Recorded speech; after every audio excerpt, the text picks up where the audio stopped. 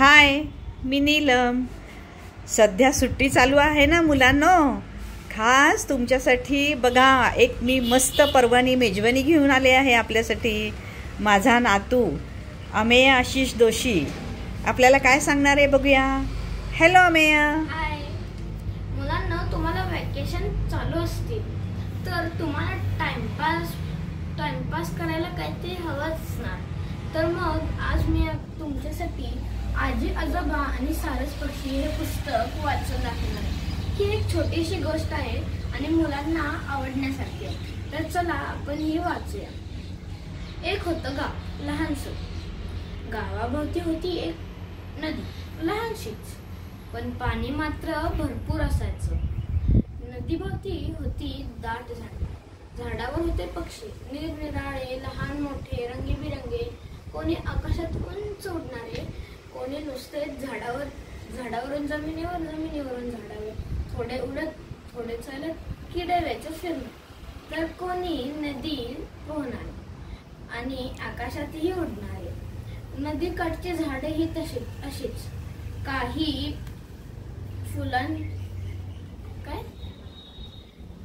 फुलांची, काही फळांची, तर काही नुसतीच पानांची.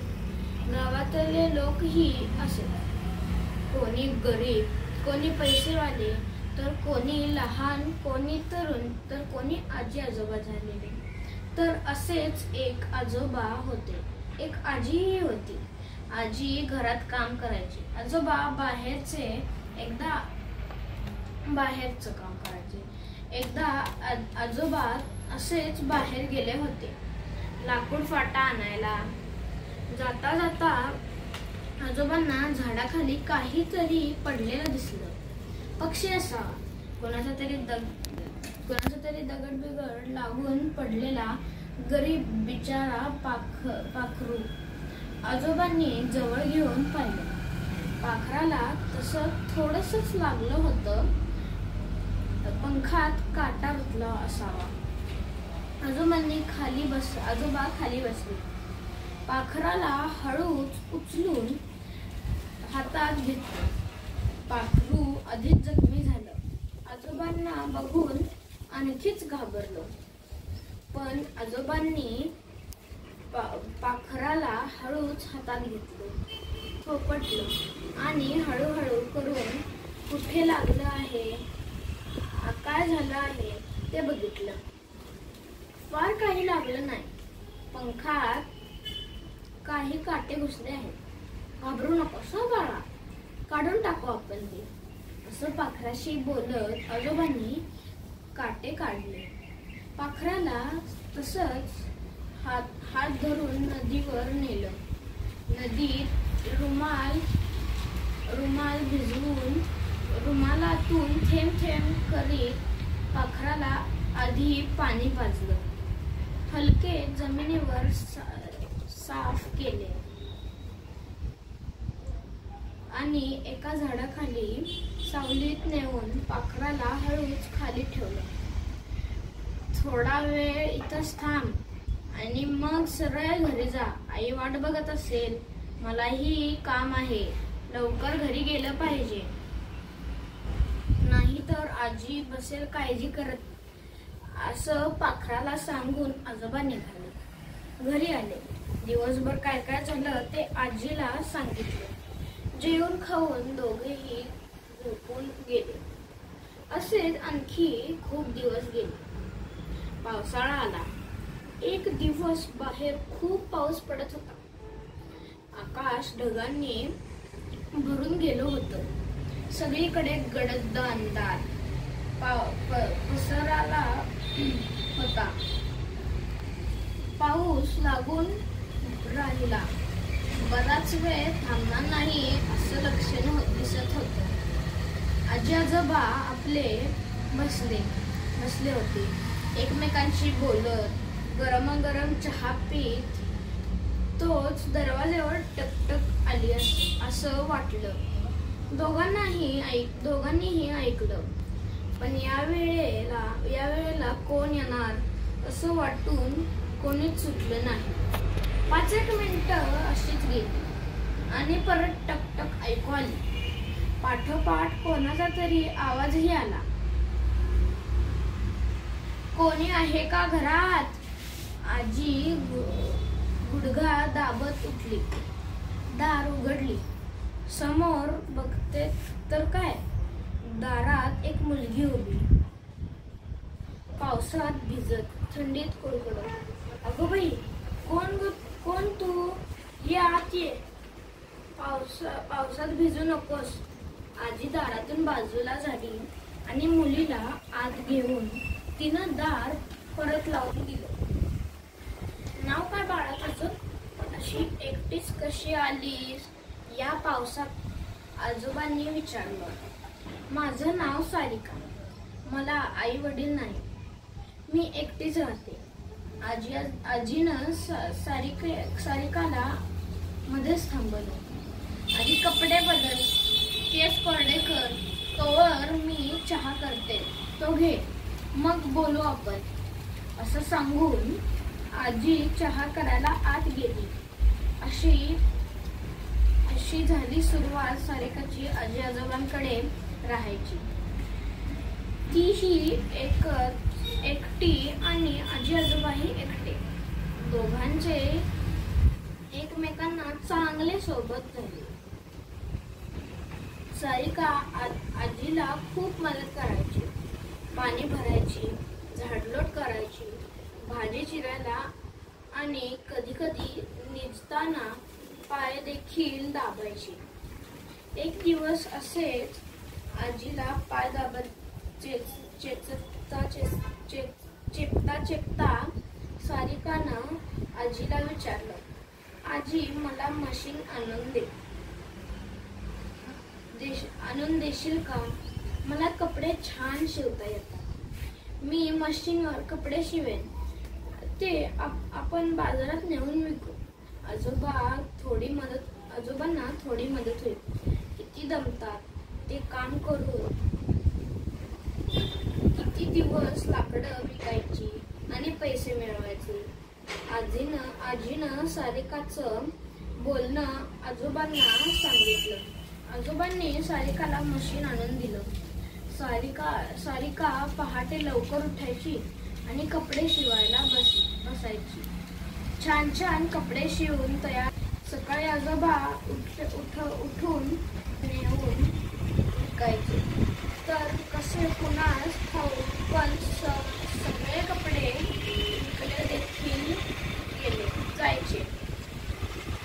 आजी विचारायची, अगं तू कसे कपडे शिवते? ते एकदा मलाही दाखव तरी. आणि इतक्या लवकर उठून कशाला शिवतेस? मी करीन ना मदत थोडी. पण सारिका काही ऐकायची नाही. तिनं मुळी आजी आजोबांना तशी अटच घातली होती. मी कपडे शिवत असताना कोणीही खोलीत यायचं नाही, की दार उघडून बघायचं नाही. माझी शपथ आहे. आता आजी आजोबा तर काय करणार? ते आपले ती सांगेल ते ऐकायचे. पण मनात विचार नेहमी चालायचे, ही इतके सुंदर कपडे शिवते, बघता बघता लोक विकत घेतात, परत मागतात. अगदी राणीसाहेब देखील खुश असतात. कपडे ती शिवते तरी कसे? ते एकदा बघावं असं आजीला तरी फारच वाटायचं. पण शपथ तरी कशी मोडणार? असंच दिवस चालले होते. एक दिवस पहाटे आजीला अचानक जाग आली. सारिका बहुतेक शिवत बसली असावी. खोलीतून मशीन चालवताना येतो तसा आवाज येत असावा. आजीला राहावलं नाही. ही काय वेळ झाली शिवत बसायची. एक दिवस नाही, 2 दिवस नाही, रोजच उठून ते आजारी पडायची लक्षणं. असा विचार करत आजी उठली आणि थोडस रागावूनच तिनं सारिकाच्या दरवाजाला ठक ठक ठक ठकला. दरवाजा उघडला आणि आजी बघतच राहिली. जे दिसत आहे ते खरं आहे की आपण अजून झोपेतच आहोत हेच तिला कळेना.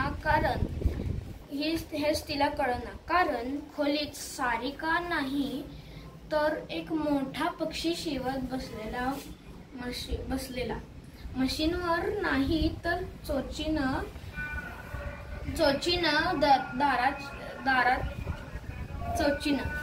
दाराचा आवाज झाला आणि शिवण एकदमच थांबलं. बघता बघता पक्षी जाऊन सारिका समोर उभं राहिला. आजी, क्षमा कर मला, पण तू मला पाहिलंस. आता मी इथं राहू शकणार नाही. मला परत गेलं पाहिजे. तशी अटच घातली होती मला पक्षीराजानं. असं सांगून सारिकानं आजी आजोबांना निरोप घेतला. पायावर डोकं ठेवलं. एक दिवस जंगलातून परत येताना आजोबांनी मला वाचवलं होतं. ते तुमचे उपकार थोडेसे तरी फेडावे याकरिता मी आले होते. खूप जीव लावलात मला. इथे राहावंसं असं मनात ठरवलं होतं. पण आता माझा नाईलाज आहे. कधी काही लागलं तर माझी आठवण करा. बोलवा मला, मी लगेच येईल. बस इतकंच. आजी आजोबांचे डोळे भरून आले. डोळे पुसून समोर बघतात तर काय, तिथं होता एक पक्षी, पंख पसरून आकाशात भरारी घेणारा.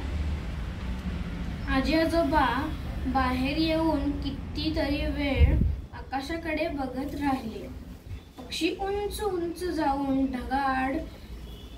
ढगानाड दिसेनासा झाला. जा बाळा जा, जिथे असशील तिथे सुखात राहा. देवा सारिकाला सुखात ठेव. असा देवाला साकडं घातलं. आजी आजोबा घरात परतले आणि परत आले. एकटेच राहायला लागले. सारिकाची आठवण काढली.